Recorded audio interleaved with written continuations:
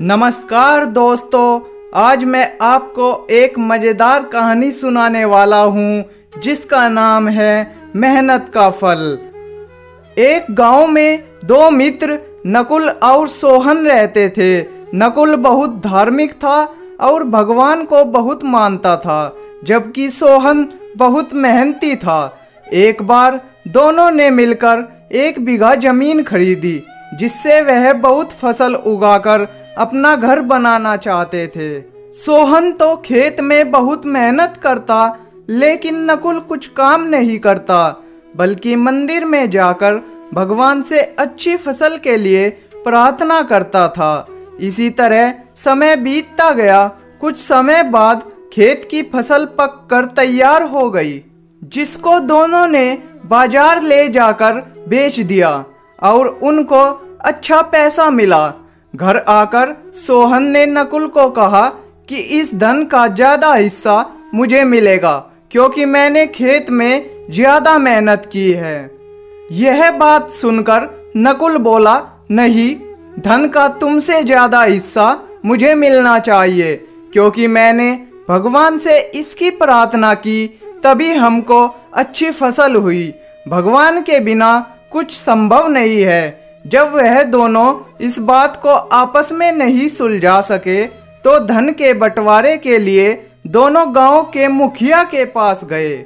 मुखिया ने दोनों की सारी बात सुनकर उन दोनों को 1-1 बोरा चावल का दिया, जिसमें कंकड़ मिले हुए थे।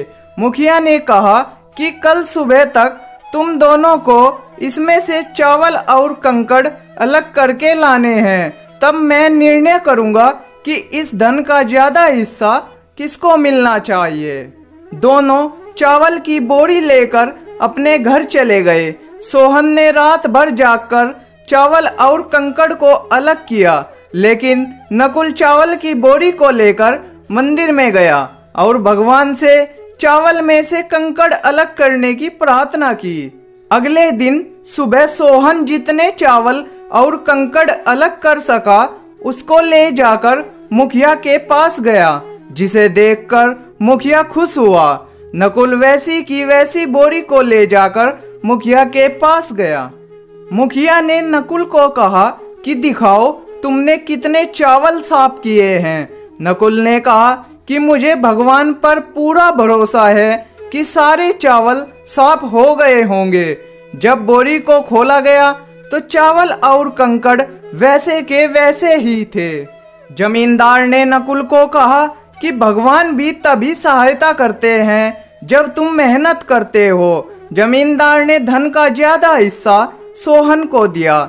इसके बाद नकुल भी सोहन की तरह खेत में मेहनत करने लगा और अब की बार उनकी फसल पहले से भी अच्छी हुई।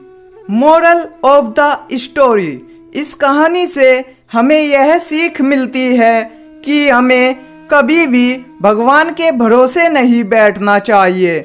हमें सफलता प्राप्त करने के लिए मेहनत करनी चाहिए। धन्यवाद।